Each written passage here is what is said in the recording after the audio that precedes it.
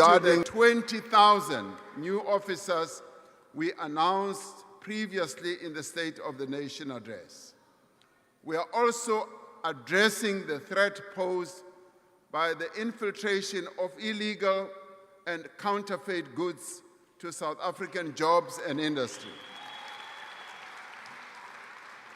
We are establishing a national illicit economy disruption program that brings together key state agencies and other stakeholders, including the private sector. Through the effective use of data analytics, AI, we will be targeting high-risk sectors like tobacco, fuel, alcohol, and other counterfeit products. The hearings of the Madlanga Commission of Inquiry and the hearings that are going on in the ad hoc committee here have exposed rampant corruption in the SAPS and some metro police departments through the abuse of power. We cannot tolerate this.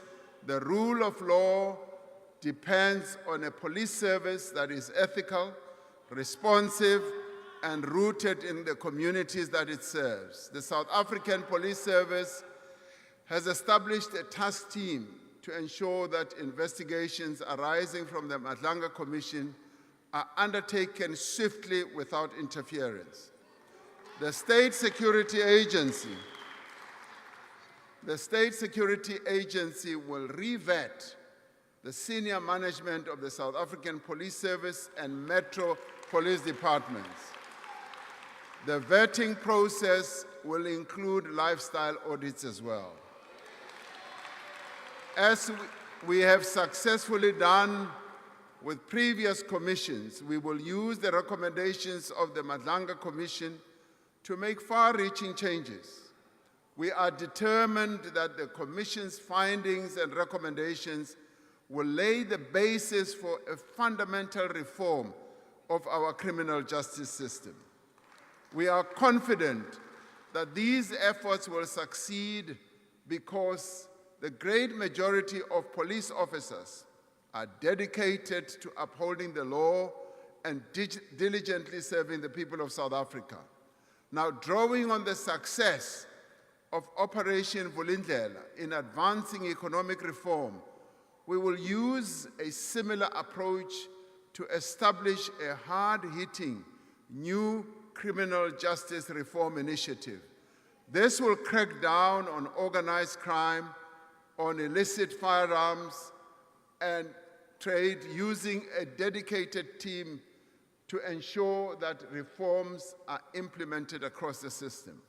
We are further intensifying the fight against corruption by strengthening bodies such as the Special Investigating Unit, the National Prosecuting Authority, and the Hawks. We will finalize government's approach to the recommendations of the National Anti-Corruption Advisory Council on the establishment of a permanent, independent, overarching anti-corruption body. We cannot accept that those who speak out against corruption are victimized, targeted, and killed. The Whistleblower Protection Bill will be introduced in Parliament. Among other things, this will criminalize retaliation and provide psychosocial, legal, and financial support to whistleblowers. And there will be a special focus on restructuring our procurement system with a view to ending corruption. The Auditor General reports that the majority of incidents of corruption originate in the procurement system. We cannot allow this cancer to continue, and we must therefore act. Measures will be taken. Measures that we will take will include the use of technology and the finalization of the new Public Procurement Act regulations by mid-2026. We cannot fight organized criminals by treading softly. We must act with zero tolerance and bring the full force of the law to bear. And I'd like this message to be clear: there will be no impunity for acts of criminality and corruption. In addition to crime, water is now the single most important issue for many people in our country, from large cities like Johannesburg to smaller towns like Knysna and rural areas like Giyani. We have all seen the pain that our people have been expressing through demonstrations in various parts of Gauteng. Now, these protests have been fueled by the frustrations that our people are feeling over inadequate, unreliable access to basic services such as water. I have directed the Minister of Water and Sanitation and her deputy, as well as the Minister of Cooperative Governance, to attend to the water shortage problem and engage with our communities. Now, I can see you are excited. As we speak, Order, honorable members. Can we please lessen our voices so that members can hear the message? Thank you. as we speak, they are in Gauteng at the moment, engaging with our people, explaining to them precisely how government intends to immediately deal with the challenges that our people are experiencing. They have informed me that the pipes that had been damaged are being repaired and the reservoirs are filling up again. Now, this comes from poor planning, inadequate maintenance of water systems by many of our municipalities, and the main cause of the problems are now the reason why we are now having empty taps. There is no silver bullet to address this challenge, which has its roots in systemic failures and many years of neglecting infrastructure. To ensure water security is in the long term, we are building new dams, upgrading existing infrastructure. We have committed 156 billion rand in public funding for water and sanitation infrastructure over the next 3 years. The construction of the Lesotho Highlands Water Project and other large-scale projects like the Ntabelanga Dam, part of the Umzimvubu Water Project in the Eastern Cape, is advancing. And we are in the final stages of establishing a national water resource infrastructure agency to effectively manage the country's water infrastructure and mobilize funding for infrastructure. However, the real challenge lies not in the availability of water, but in getting water to people's taps. The Water Services Amendment Act, or bill, will enable us to hold water service providers accountable for their performance, and if they don't perform, to be able to withdraw their licenses if they do not deliver. If a municipality is not willing or able to provide a service to its residents, then it must be done by another structure that can do so. Now, these reforms will address the root causes of the water crisis. In the short term, we need to address the immediate crisis where water outages are being experienced right now. 3 years ago, when we were experiencing daily power cuts, we established the National Energy Crisis Committee to enable a focused national response. We overcame what seemed like an insurmountable challenge by adopting a clear plan and delivering on it. Using the same approach, we will now elevate our response to water crisis to a National Water Crisis Committee, which I will chair. The structure will bring together all existing efforts into a single coordinating body. The Deputy President has been working with a number of water authorities in the country, and we will coordinate all that to make sure that we address this problem. It will deploy technical experts and resources from national government to municipalities facing water challenges. It will ensure that action is taken swiftly and effectively to address the problem. To address the challenges effectively, we will not hesitate to use the powers that are enshrined in our Constitution and in the Water Services Act to intervene in municipalities where necessary. National government cannot stand by and believe that local government will be able to solve the problem which they are not able to solve. National government will therefore intervene. We will hold to account those who neglect their responsibility to supply water to our people. Government has already laid criminal charges against 56 municipalities that have failed to meet their obligations. We will now move to even lay charges against municipal managers for violating the National Water Act.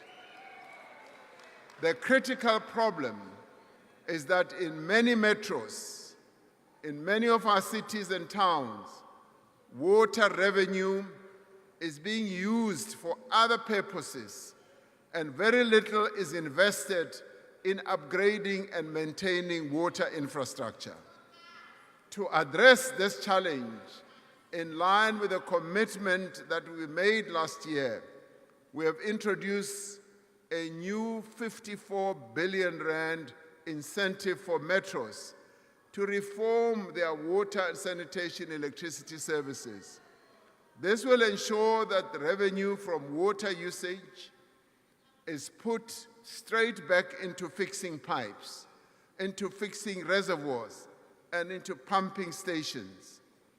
Water outages are a symptom of a local government system that is not working. A far-reaching overhaul is now underway to address the root causes of dysfunction in many of our municipalities. In many places, local government administrations are weak, don't have the capacity, and are also governed by patronage rather than by technical capacity and merit. In her most recent report on local government, the Auditor General said, local government is characterized by inefficient accountability, failing service delivery, poor financial management and governance, weak institutional capability, and widespread instability. She says that arresting the decline of local government will require our collective action. We are now taking collective action. Learning from our experience of the past 30 years, we will, in the coming months, finalize a revised white paper on local government. This will provide solutions for the functioning of an effective local government system. The white paper will reimagine the way that our local government should work. The current system is too complex and fragmented, expecting even small and weak municipalities to take on many responsibilities. We will propose fundamental changes that recognize the reality that some municipalities can take on more functions than others, and that we need a differentiated approach to municipal powers and responsibilities.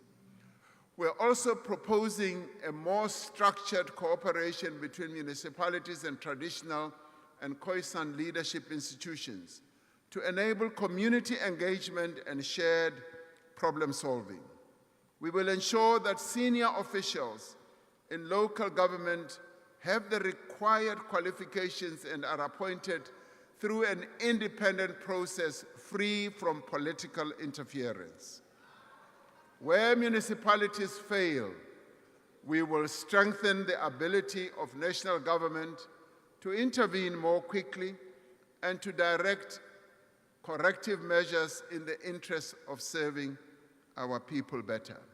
These changes may be difficult, but they must be done. While these fundamental reforms are underway, we will continue to implement targeted support to improve the delivery of basic services through the presidential working groups on eThekwini and Johannesburg. While we have made progress in stabilizing eThekwini, which has led to investor confidence returning, there is much more that needs to be done in Johannesburg to deal with collapsing infrastructure, financial mismanagement, and electricity and water interruptions. The same applies to a few other metros in our country as well. There are many committed people with skills and experience working in local government. It is our responsibility to remake, reorganize, and better resource municipalities so that they can continue doing their work. As a country, we're increasingly vulnerable to extreme weather conditions. And just a few weeks ago, catastrophic flooding in Limpopo and Mpumalanga, as well as parts of KZN, caused the loss of a number of lives and widespread destruction of homes, schools, clinics, and other infrastructure. I visited Giyani, and where there were 16 houses, nicely built houses, as we arrived, it was just an open field. The houses had been washed away. It was like there were no houses ever before. The foundations, the roofs, and all that had been washed away. The classification of floods as a national disaster has enabled national and provincial government to prioritize funding to address the most pressing needs of the people who are affected. A stronger South Africa depends on a growing economy.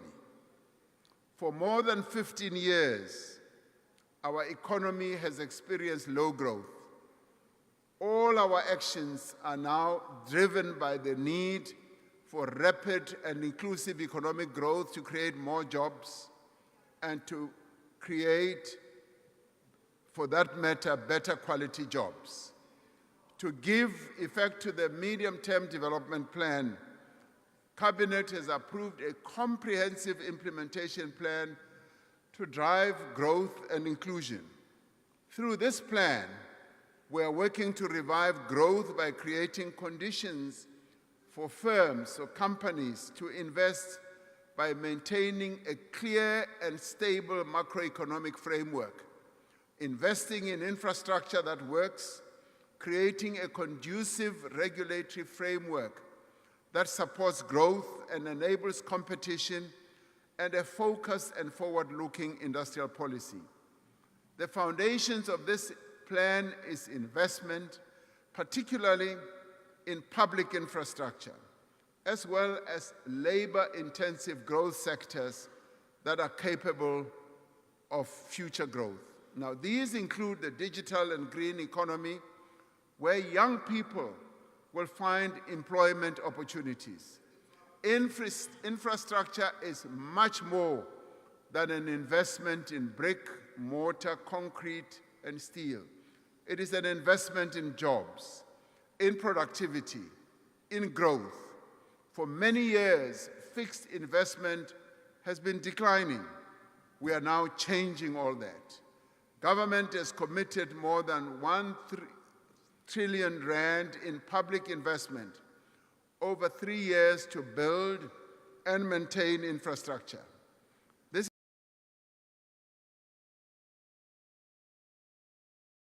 is the largest allocation of its kind in our country's history, and it will be transformative. It will create jobs through the infrastructure fund.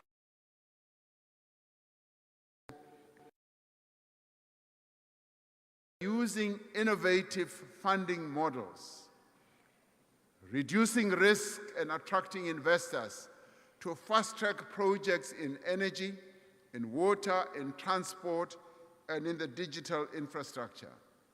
We launched our first ever infrastructure bond to raise funding for the infrastructure drive that we have embarked upon, which was more than 2 times oversubscribed, showing that when we have put our resolve forward and have put forward innovative ways of raising money, those with money, the private sector, do respond. Disputes arising from implementation of tenders often delay the implementation of necessary infrastructure. We often find that when an infrastructure project is about to be embarked upon, competitors start taking each other to court, and waiting for the long court process always delays the start of those projects. To prevent undue delays in critical projects, we will establish specialized courts for commercial matters with dedicated judges and dedicated court roles to ensure faster outcomes in matters that have a bearing on the economy and development. This will speed up the development of our infrastructure. This year, we will begin the work to establish a professional state property company to transform the 88,000 buildings and 5 million hectares of land owned by the state into professionally managed engines of growth and development. I see you like this one very much. I will repeat it. Now, through Operation Vulindlela, we are working to transform the structure of our economy, to fix our infrastructure, and make our electricity, water, and logistics sectors more competitive and more efficient. Having put load shedding behind us, we must now transform our energy system to ensure long-term energy security. For decades, our economy grew on the back of cheap electricity. But then state capture, mismanagement, inadequate maintenance, and inflated mega projects drove up the cost of electricity to businesses and to ordinary citizens. Now, with the far-reaching changes that we are making to the sector, and with our abundant solar and wind resources, we will be able to drive down the cost of electricity. Regulatory changes have enabled a massive and growing pipeline of investment in renewable energy. By 2030, more than 40% of our energy supply will be coming from cheap, clean, renewable energy sources. We are now establishing a level playing field for competition so that we are never again exposed to the risk of relying on a single supplier to meet our energy needs. We are restructuring Eskom and establishing a fully independent state-owned transmission entity, as I have said before. This entity will have ownership and control of transmission assets and be responsible for operating the electricity market. Given the importance of this restructuring for the broader reform of the electricity sector, I have established a dedicated task team under the National Energy Crisis Committee to address the various issues relating to the restructuring process, including clear timeframes for its phased implementation. The Minister of Electricity and Energy, Minister of Finance, and the Minister of the Presidency, and other ministers will all work together to make sure that we come up with clear proposals and timelines and how this will be phased in terms of implementation. This task team will report to me within 3 months. In addition, we will this year commence the first round of independent transmission projects to enable private investment in expanding our national grid. There has been tremendous interest. There's been tremendous interest in investments in our transmission process. We will work in each province to address transformer overloading, illegal connections, and equipment failure with the objective of eradicating load reduction by next year. We are committed to the path that we have embarked upon to modernize our energy system. We have begun to turn around the performance of our rail system and ports so that our businesses can get their products to global markets. We have now enabled private rail operators to access our network on a concessionary basis, which will now allow different rail companies to compete to move volumes from road to rail. Later this year, we will initiate major public-private partnerships in our port terminals and rail corridors through a concession model that preserves public ownership by the state while mobilizing private investment and expertise. Last month, we concluded a partnership with an international port operator to manage the Durban Pier 2 container terminal, the largest in our country. Pier, you're right. This partnership, something good also comes from your side. This partnership will result in new investment in equipment and infrastructure at the port and will bring it back to world-class standards. We continue preparations for the introduction of high-speed rail in South Africa.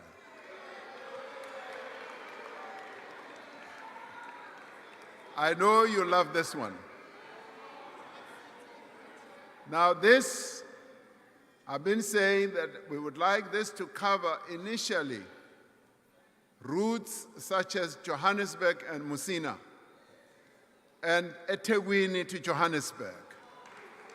Now, it often takes, high-speed trains are happening in many parts of the world. They have cut down the time of travel, and in my book, it should no longer take 5 to 6 hours to travel from eThekwini or Durban to Johannesburg, 4.5 hours from Johannesburg to Messina, when it can be done in a much shorter space of time. Our people want it, and progress is now being made. Nearly 30 companies indicated their willingness to participate in high-speed rail corridors when we put out the request for information last year. We are preparing to send out a request for proposals which will introduce a new era of long-distance rail travel in South Africa at a faster pace. We are determined to compete in a rapidly changing global economy. Our industrial policy focuses on areas where we have competitive advantage, where we can create jobs, and where we can drive up exports. Our trade policy is aimed at promoting sustainable development, growth, and strengthening our international partnerships. In a world where countries are looking to diversify their supply chains, we have an opportunity to ramp up our exports across the globe. We have a diverse economy, high-quality manufacturing facilities, and strong regulatory frameworks. We are strengthening our capacity for trade negotiations and expanding our missions abroad to drive economic diplomacy. Amid the turmoil in the global economy, we are supporting our established industries in the face of strong headwinds. We have moved to revive our ferrochrome industry and to protect jobs in our steel industry, in our automotive and other sectors which employ hundreds of thousands of South Africans in good quality jobs. Ministers are crunching the numbers on a daily basis, seeking to protect the jobs that could be lost through the decline of these industries that are now facing fierce competition. We are working with businesses and workers to close loopholes in our tariff structure and develop additional measures to protect and grow our manufacturing base. As we protect jobs in vulnerable industries, we remain focused on sectors that will drive future growth. We know that we can create millions of good quality jobs in sectors like agriculture, mining, and services industry, as well as in the green economy. These are areas where we can be more than competitive. We can be the best in the world. Our agricultural sector is expanding rapidly. Already we are the second largest exporter of citrus fruit in the world. We are opening new markets for our exports, from citrus to avocados to maize, livestock, grapes, and wine. Through the blended finance scheme, working with the Land Bank and the commercial banks, we have provided 7.8 billion rand in innovative funding for black producers. We will deploy 10,000 new extension officers to support farmers and to improve agricultural productivity. This will give rise to many opportunities for young people to be employed in the agricultural sector. I saw how this works extremely well in Ethiopia, in the agricultural sector, which was really the worst sector. They employed 40,000 or so extension officers who support farmers. And all of a sudden, agriculture has now become the best performing sector in their economy.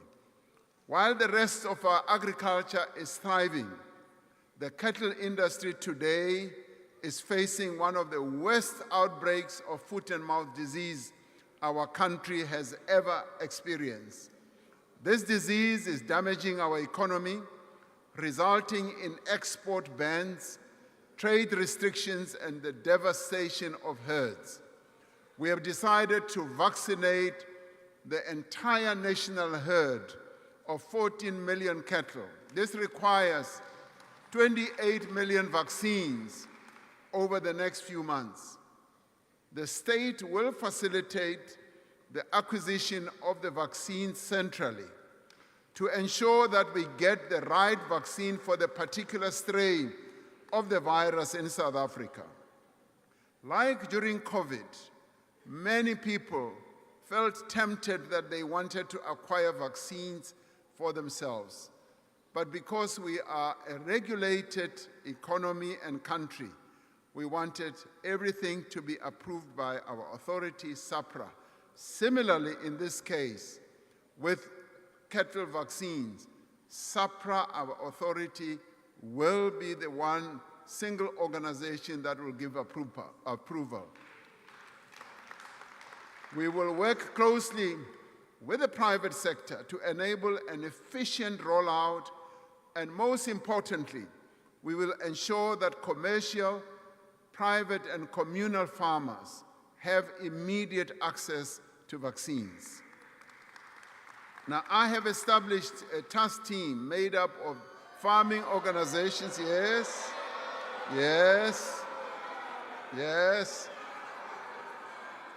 farmer organizations and experts, working together with the Minister of Agriculture and his department that will report to me every month about the progress we are making in dealing with the pandemic.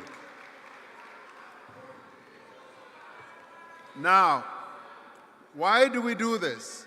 We do this because we've got experts. We've got people with great knowledge. We need to mobilize them.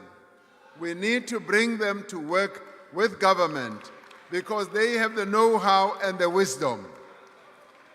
We have classified foot and mouth disease as a national disaster and will be mobilizing all necessary capabilities within the state to deal with this crisis. Our services sector, from digital technology to financial services, is growing. Our financial institutions are some of the best in the world, and they have the ability to compete in Africa and across the globe. We are attracting major investment in digital infrastructure with 55 data centers already built and more than 50 billion of investment expected over the next few years. Tourism is a vital driver of economic growth. With every 13 international tourist arrival, they support one job. Our tourism sector made history last year, recording the arrival of 10.5 million visitors from overseas. We must now promote unique cultural, historical, and natural attractions of our country to reflect our country's identity. This can include traditional festivals, cultural areas in our country, local crafts, historical sites, and natural landscapes across the country in rural areas as well. As we strengthen our criminal justice system, we will make areas safer for tourists to visit. In the coming year, we will extend the electronic travel authorization system to all countries that require visas, enabling applications for tourists to be processed digitally within a 24-hour period. Now, the biggest opportunity of all lies in the green economy. We are pivoting our economy to be a leading supplier of products which the world will rely on in decades to come. We are expanding support for manufacturing of green products for global markets, from fertilizer to jet fuel, chemicals to steel. From March this year, we will introduce 150% tax deduction for investment in new energy vehicles, while supporting the local production of batteries as well. International pledges to the Just Energy Transition Investment Plan now stand at approximately 250 billion rand. This is financing large-scale investment in manufacturing, infrastructure, as well as skills. South Africa has become the world's largest reserve of critical minerals. Our ore reserves are valued at more than 40 trillion rand, making mining a sunrise industry. After many years of declining investment in exploration, we are dedicating funds towards geological mapping and exploration to harness our critical mineral reserves. Just this week, the Industrial Development Corporation announced more than 300 million rand in funding for the Frontier Rare Earths project in the Northern Cape. This has the potential to become one of the largest and lowest cost new producers of minerals that are needed for smartphones, lithium batteries, and other products.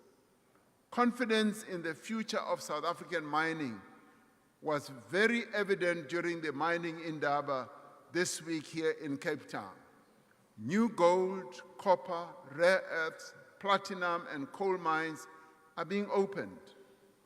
And black people are players, serious players in this industry now of late. And we are happy about that. At the G20 Leaders Summit in November last year, the G20 countries supported our proposal to expand local beneficiation of critical minerals and the export of finished goods. Critical minerals beneficiation that should take place at the source of extraction, right where the minerals are found. Over the course of the first 5 South African investment conferences, we were able to raise 1.5 trillion rand in investment commitments. To date, over 600 billion that was committed has flowed into projects. New factories, mines, and other facilities are being opened each year. We have now set ourselves a target of raising 2 trillion rand in new investments over the next 5 years. We therefore look forward to hosting the 6th South African Investment Conference on the 31st of March of 2026. To build a more inclusive economy, we are going to back those who create opportunity. If every small and medium business in South Africa could employ 1 additional person, we would create 3 million new jobs. But many of these businesses, a number of which are owned by women and young people, cannot get funding to start or to grow. Many struggle to find markets for their goods and services, and nearly all small and medium enterprises have to contend with a multitude of regulations, of bylaws, of licensing requirements, and bureaucratic hurdles. We take seriously the public comments on the draft business licensing bill and will ensure that the final bill makes it easier, not harder, to start and to run a small business in South Africa. We will do that. This year, we will provide more than 2.5 billion in funding to over 180,000 small and medium enterprises and extend a further 1 billion in guarantees. Naturally, we will seek to also focus on women and youth-led businesses to foster their empowerment. And we will amend the National Credit Act regulations to make it easier to access credit at a lower cost. The transformation of our economy is necessary to drive sustained growth, to reduce inequality, and correct the injustices of the past. We are undertaking a review to refine, realign, and strengthen our broad-based Black economic empowerment framework to ensure that it supports greater transformation and inclusive growth. Now, all these actions will create a stronger economy and fix the foundations that were broken. It is a matter of national concern that too many South Africans remain unemployed and too many young people struggle to find their first job. That is why we are rebuilding the economy. We are creating work and livelihood opportunities on a scale through public and social employment programs. In places like Standerton in Mpumalanga, The presidential employment stimulus is creating work that matters, turning dumping sites into parks and empty yards into community gardens. The SA Youth Platform has provided millions of young people with access to work and learning opportunities for the first time. The Youth Employment Service, a partnership between business and government, placed over 200,000 young people in year-long work experience opportunities. This year, we will introduce regulatory changes that will make it much easier for businesses to participate in the Youth Employment Service and create jobs for young people. In the coming year, we will expand our public employment programs, including the Community Works Program and the EPWP and the Presidential Employment Stimulus.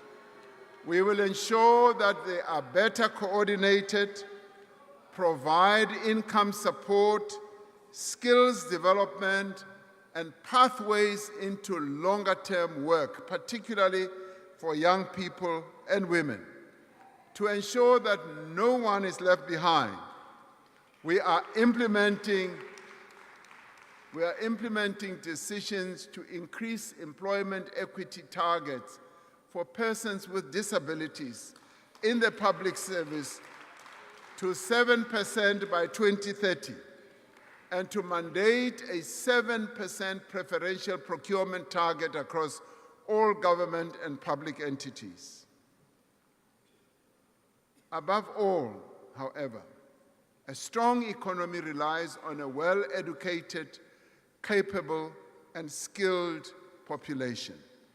Our focus now is on establishing a firm foundation for learning in the early years of a child's life.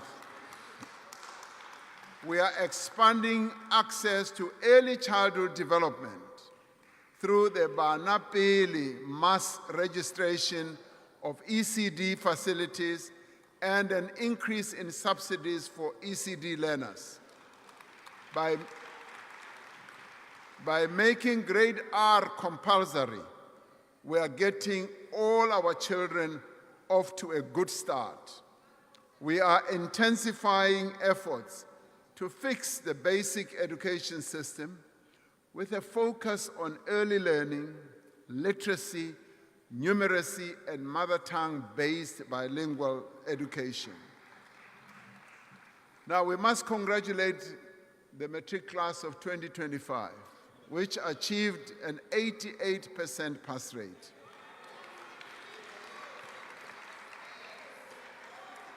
Now, this is the highest pass rate in our history, reflecting both commitment of the learners and the interventions we have made to improve learning, but we also congratulate them for the sacrifices they themselves have made to get where they are.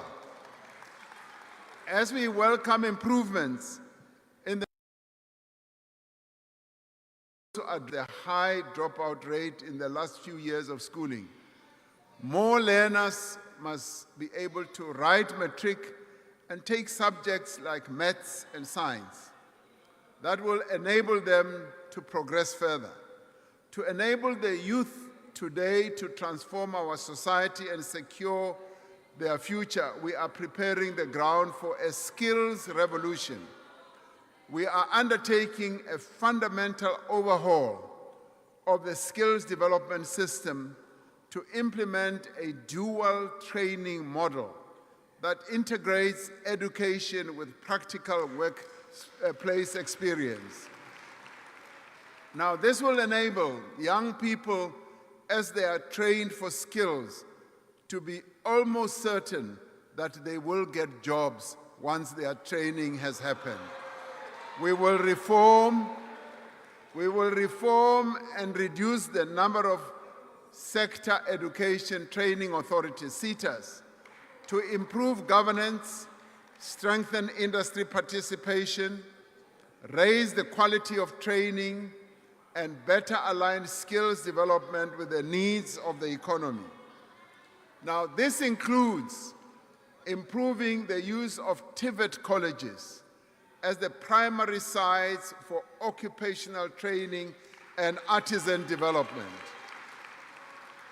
To support effective workplace learning, we will increase the proportion of the skills development levy returned to employers, restoring it to its original level of 40%. We will also transform the National Skills Fund into a more agile, outcomes-driven instrument that supports unemployed young people to access workplace experience and employment, building on successful initiatives such as Job Boost. These reforms will ensure that various training programs that we have in government are a door to opportunity, not a dead end. To absorb the increasing number of young people passing matric, we will expand opportunities for young people to enter institutions of higher learning. I have directed the Ministers of Finance and Higher Education to work on a proposal for us to build more universities and TVET colleges for specialized areas of focus. An immediate problem is the great shortage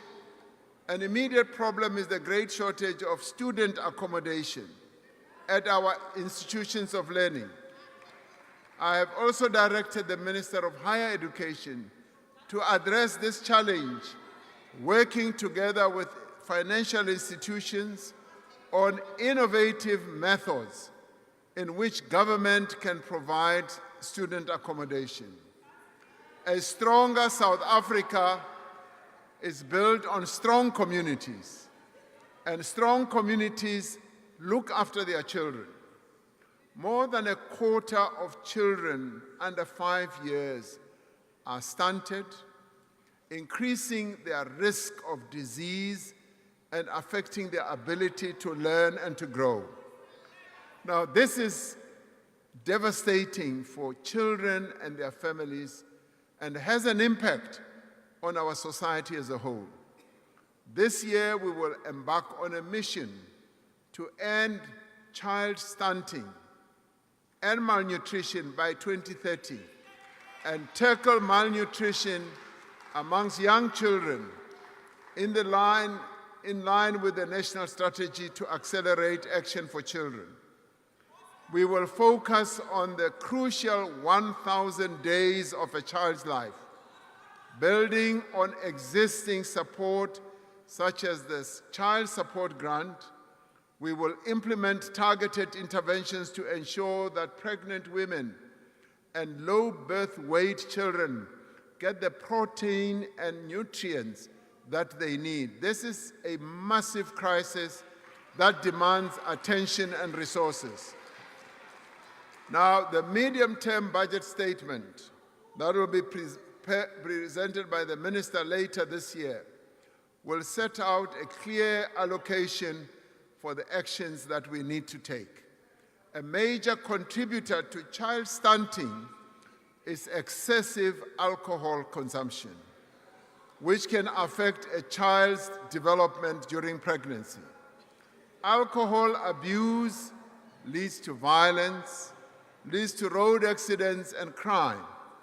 Now, to address this scourge, we call on provincial governments to strengthen the regulation of alcohol by limiting the density of alcohol outlets, restricting trading hours, and ending the sale of alcohol in large containers.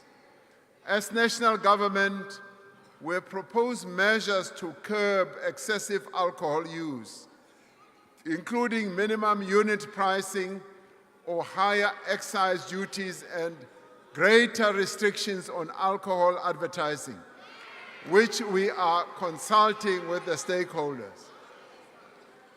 Now, since it was introduced during COVID-19, the Social Relief of Distress Grant has kept millions of South Africans out of food poverty. As a transformative instrument, to improve the lives of the poorest and the most vulnerable people, this grant will be continued into the future. This year, we will redesign the grant to more effectively support livelihoods, skills development, work opportunities, and productive activity. We know that most of the money provided through the social grants is spent on food and transport. In our cities and towns, most people live far away from workplaces and services. We are remaking our cities and reducing the cost of living for working families by expanding affordable housing and revitalizing commuter rail. We are introducing a new model for housing where people are given subsidies for ownership and rental in areas that are suitable for them. We are shifting from building houses for people to supporting them to build, to buy or to rent their own houses. Yesterday marked the 60th anniversary of the declaration of District 6 here in this city as a wide group area. A couple of 100 meters from here where we are, more than 60,000 residents were forcibly removed and relocated to the Cape Flats. The destruction of District 6 is a painful reminder of our shared responsibility to redress the injustices of the past and to build vibrant and cohesive communities. The restitution claim lodged in 1998 affirmed the lawful right of former residents of District 6 and their descendants to come home. That return has required court supervision, detailed planning, and sustained public investment. Many homes have now been completed and handed over to verified claimants. With 500 million rand allocated to this work, we are proceeding with phase 4 of the construction.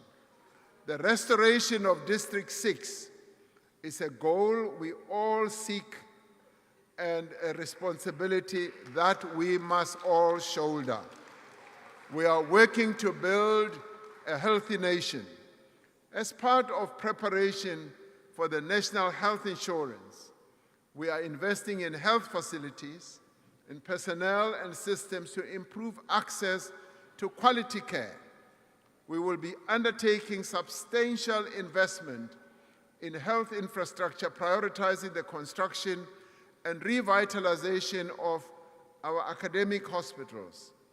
On a recent visit that I undertook, led by Minister Motsoaledi, to George Mkhari Hospital in Ga-Rankuwa, I witnessed the dire effects of inadequate health infrastructure. Starting with George Mkhari Hospital, we will be working with various public and private financing institutions to finance the building and revitalization of that hospital as well as other healthcare facilities.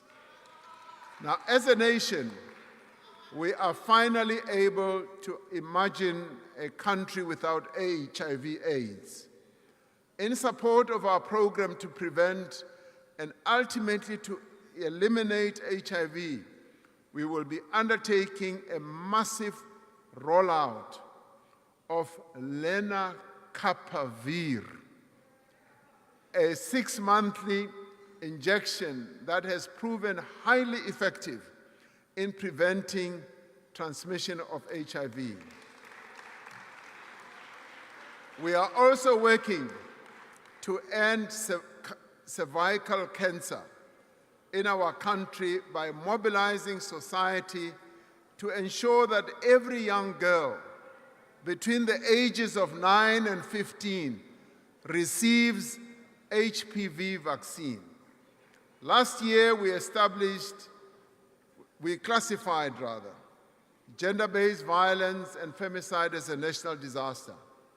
Now, through this classification, we are able to better coordinate our response and direct efforts towards the most impactful interventions.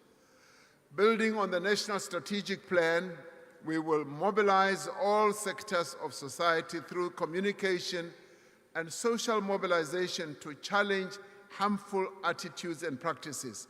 We will continue to promote women's economic empowerment through training, financial support, and preferential procurement.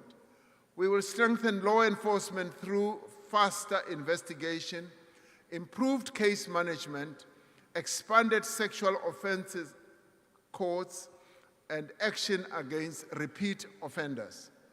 We will scale up survivor center support, ensuring access to shelters, one-stop service centers, mobile and rural outreach, and the placement of social workers in our police stations. Illegal immigration continues to pose a risk to our security, our stability, and economic progress. We will address this problem while ensuring that the fundamental rights of every person in this country are upheld and protected. This year, we will take additional steps to secure our borders. Funding to strengthen border security will be prioritized, covering infrastructure, technology, and people. Now, key border posts will be redeveloped through public-private partnerships, and we will extend the electronic travel authorization to all international airports and the busiest land ports of entry. We are already using drones and technology to greater effect all along our borderline. The police, home affairs, and labor inspectors will work together to crack down on violations of existing immigration, labor, and other laws. Employers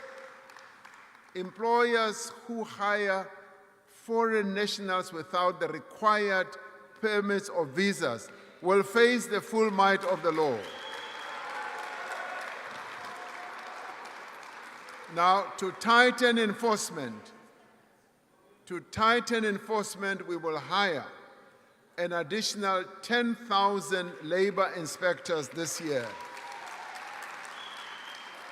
As we undertake these interventions,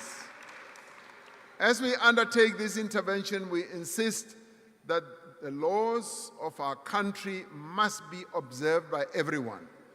We will not tolerate violence and acts of lawlessness directed at foreign nationals. No foreign national should be unlawfully barred from accessing public facilities, including health facilities and schools. To build a stronger South Africa, we need an ethical and capable developmental state. A capable state needs committed and honest public servants with the right skills and a deep culture of service. Over the past year, we have passed significant new legislation to professionalize the public service. The Public Service Amendment Bill will protect key appointments from political interference and ensure that capable and qualified people are appointed to senior positions on the basis of their suitability for the job. Lifestyle audits have been made mandatory for senior public servants, reaching 93% compliance across departments. We are establishing a central registry for disciplinary cases across all spheres of government. This will prevent people who are facing or have undergone discipline action from being employed elsewhere in the state. We are continuing to improve governance and performance of state-owned enterprises like Eskom, Transnet, Denel, PRASA, and others. This includes the implementation of clear standards of appointment to ensure that the leaders of these entities have the right qualifications, and experience. We will continue to work in a phased manner towards a centralized model of managing our SOE portfolio so that we can set standards, improve governance, and ensure financial sustainability to deliver on their mandates. This includes finalizing the National State Enterprise Bill, which will be done in this Parliament. We will harness digital transformation as a driver of growth, of inclusion and effective service delivery. This year, Home Affairs will launch the Digital ID to enable safe and secure use of digital services for all South Africans. We will digitize driver's licenses, matric certificates, and services at the Master's Office. Citizens will be able to fill out police statements online, and eligibility for SASSA grants online, and be tested remotely. All these services will be made available by my Mzansi platform. Soon, every South African will be able to access many of the services they need without having to visit a government office or filling out manual forms. This year alone, hundreds more bank branches will now offer smart IDs and passport services, decreasing queues and waiting times. We will also work with civil society to ensure that citizens' protections and rights are safeguarded through this digital revolution. For South Africa to be strong, our continent, Africa, must be at peace and it must prosper. To advance the values of our Constitution, to promote our national interest, we seek a world that is sustainable, just, and inclusive. In an increasingly volatile world, South Africa holds firm to the principles that defined our G20 presidency and underpin our foreign policy, which is solidarity, equality, and sustainability. Now, through our position in the African Union and the Southern African Development Community, SADC, we are advancing regional integration, peace, and stability. We know that we are using our international relations to support domestic economic priorities, including manufacturing, value addition, and export growth. We are contributing to the implementation of the African Continental Free Trade Area to expand trade between African countries, to drive industrialization, and to create jobs. South African firms, our banks, our farmers, our manufacturers will be leading suppliers to an African market of 1.4 billion people whose working age population will double in the next 25 years. We are building mutually beneficial relations with all countries on terms of equality and respect. Now, in a world where powerful nations often assert their dominance and influence over less powerful nations, our country's commitment to sovereignty and self-determination is sacrosanct. It is not negotiable. And we will stand firm on our sovereignty and promote our national interests, our values, and the rights of our people. We are clear that we will continue to respect the rights and sovereignty of other nations, but we must be equally clear that we will not be bullied by any other country in the world. We will forge strong partnerships with like-minded countries to increase our shared resilience to global disruptions. Building on our presidency of the G20, which all attest to having been very successful, we continue to advance the priorities of the Global South. Now, these include inclusive growth, debt relief, climate action, reform of global governance institutions, and the beneficiation of critical minerals at source, as we said. Drawing on the work of the G20 Extraordinary Committee on Global Inequality, we are working with other international partners towards launching the International Panel on Inequality. This is an important pillar of the global effort to reduce inequality within and between nations. We continue to champion multilateralism and strengthen humanitarian diplomacy. South Africa remains clear and consistent, a consistent voice for international law, for justice, and for human rights. South Africa will continue to support conflict prevention and peacekeeping efforts of the United Nations, the African Union, and SADC. We are proud of the participation of South African soldiers in peacekeeping missions in many parts of our continent since the advent of democracy. We have requested the United Nations to allow us to withdraw our troops from the UN mission in the DRC, where they were serving under MONUSCO, with a view of consolidating our own defense force and strengthening it. We cannot consider ourselves free as long as the people of Palestine, of Cuba, of Sudan, and Western Sahara, and elsewhere suffer occupation, oppression, and war. So, fellow South Africans, our nation has reached what many people are saying is a turning point. We are leaving behind an era of decline and turning towards an era of prosperity and growth. We have done much to overcome the effects of state capture, COVID-19, and the public unrest of 2021, and the devastating floods of the following year. We are turning towards hope, towards the reality of a better future for all.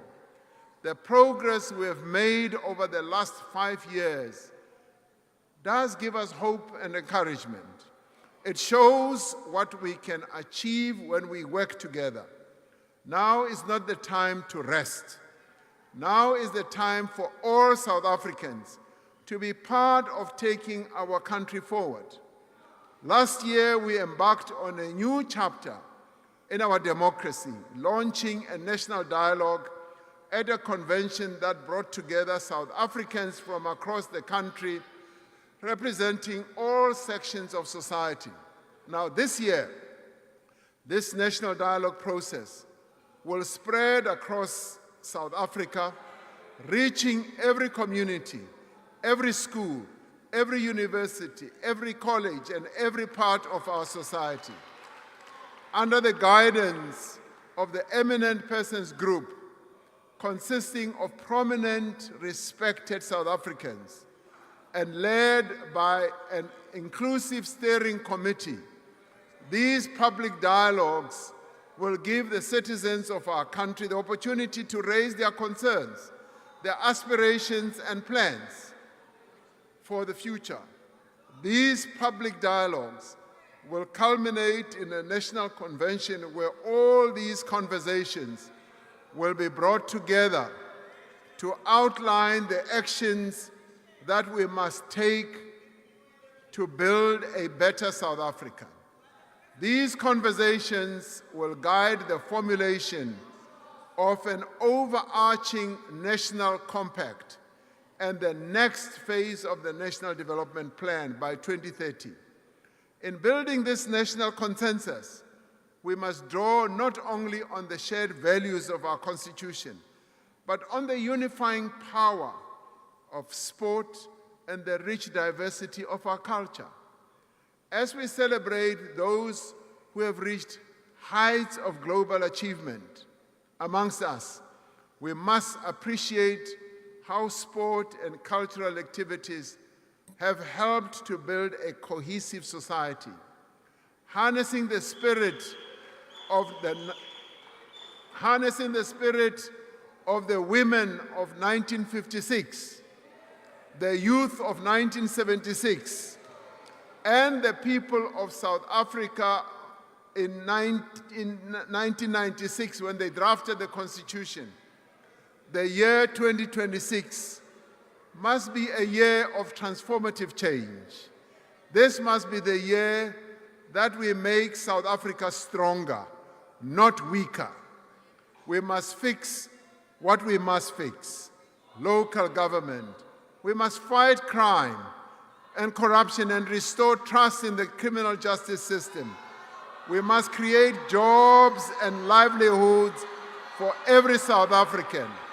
And we must build a state that works for all the people of South Africa.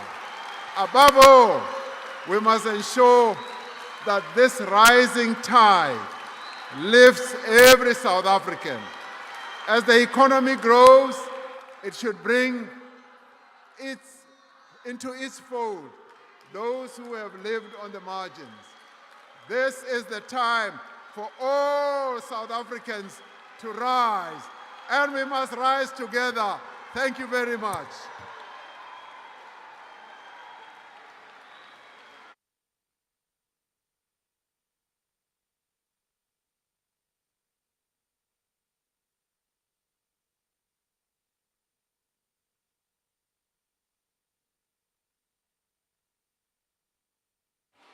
Thank you very much, honorable members. You may take your seats.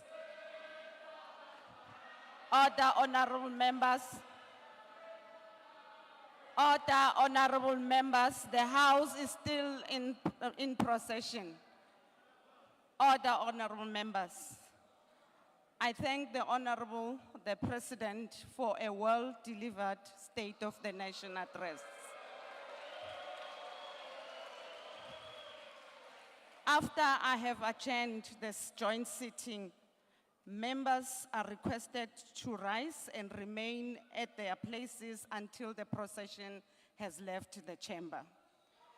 The guests in the gallery should remain seated until the judiciary has left.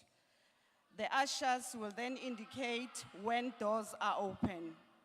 The procession led by the usher of the Black Rod and the acting Sergeant-at-Arms will leave the chamber in the following order: the Speaker of the National Assembly, the Chairperson of the National Council of Provinces, the President, the Deputy Speaker of the National Assembly, the Deputy Chairperson of the National Council of Provinces, the Deputy President, the Secretary to Parliament. Honorable members, that concludes the business of the day. The joint sitting is adjourned.